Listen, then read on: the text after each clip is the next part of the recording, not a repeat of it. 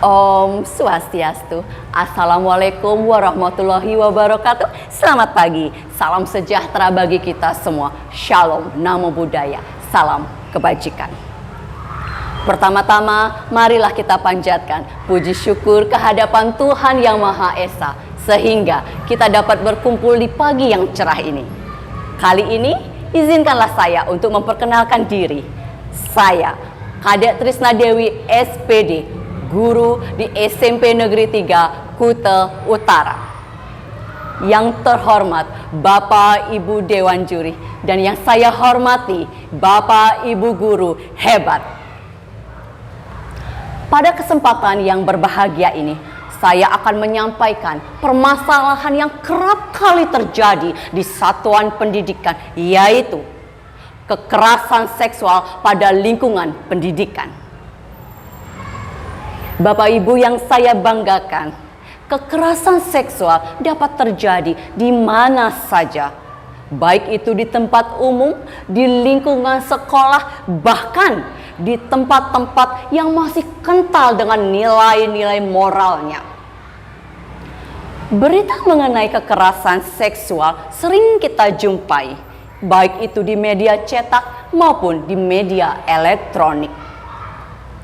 Bentuk dari kekerasan seksual yaitu setiap perbuatan merendahkan, menghina, melecehkan, menyerang tubuh dan atau gender yang mengakibatkan trauma psikis dan penderitaan fisik sehingga mengganggu kesehatan reproduksi korban dan menghilangkan kesempatan untuk mendapatkan pendidikan yang aman dan optimal. Berdasarkan definisi dan tingkat kekerasan seksual yang meningkat, sesungguhnya hal ini sangat sering terjadi di sekitar kita. Yang menjadi faktor terjadinya kekerasan seksual yaitu memiliki kekuasaan atau jabatan, budaya permakluman akan tindak kekerasan seksual, dan tidak adanya peraturan tentang pencegahan, penanganan, dan pemulihan kasus kekerasan seksual. Kekerasan seksual dapat berupa kekerasan verbal dan non-fisik, kekerasan seksual fisik, dan kekerasan seksual berbasis media elektronik. Meski terkadang hal ini dianggap sebagai bahan candaan atau tindakan yang dianggap biasa-biasa saja. Seperti beberapa kasus yang sering terjadi di sekitar lingkungan pendidikan, yaitu mengambil foto, mengambil video, dan mengunggah foto teman atau video teman tanpa seizinnya. Mengirimkan gambar atau pesan yang bernuansa seksual, menyampaikan rayuan, bahkan memberikan hukuman yang bernuansa seksual. Tahukah Bapak Ibu, dampak apa yang akan dialami korban? Kerap kali korban akan menyalahkan dirinya, susah untuk mengendalikan diri, melukai dirinya sendiri, mengalami gangguan mental, bahkan korban mengalami penyakit seksual menular atau HIV. Bagaimana tidak? Anak yang merupakan generasi penerus bangsa dirusak di masa-masa pertumbuhannya.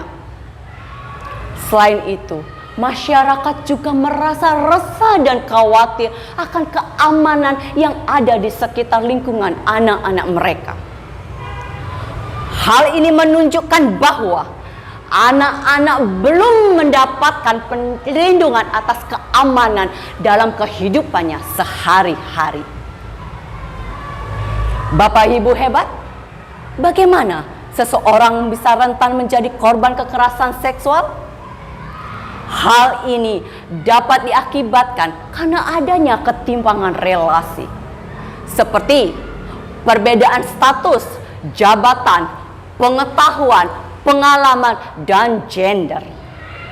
Tidak adanya pengetahuan menyeluruh mengenai kekerasan seksual, dan tidak adanya sosialisasi tentang kekerasan seksual di satuan pendidikan. Berdasarkan hasil survei, Koalisi Ruang Aman Publik menunjukkan bahwa tidak adanya korelasi antara kekerasan seksual dengan pakaian yang dikenakan, usia, dan gender korban. Dampak kekerasan seksual juga beraneka ragam, baik fisik dan non-fisik. Pada anak, dampaknya seperti membunuh jiwanya. Bagaimana tidak? Korban kekerasan seksual akan mengalami trauma yang pahit dan berkepanjangan. Kekerasan seksual dapat merubah kepribadian korban 180 derajat. Karena hal ini sangat berpengaruh pada kehidupan sosial, psikologi, dan fisik korban.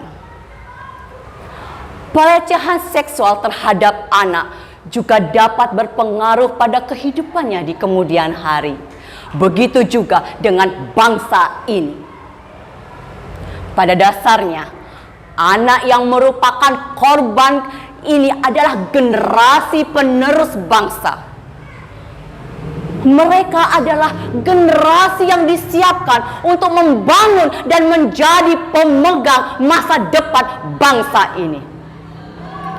Lalu, bagaimana kita mencegah dan menangani kasus kekerasan seksual di satuan pendidikan?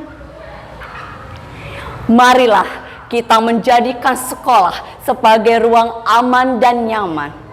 Membiasakan komunikasi yang baik antar warga sekolah. Dan memberikan layanan konseling berdasarkan profil Pancasila. Satuan pendidikan diharapkan adanya dukungan sistem seperti kebijakan sekolah, prosedur penanganan dan sosialisasi, dan pembentukan gugus pencegahan dan penanganan kekerasan seksual. Tahukah Bapak Ibu hebat?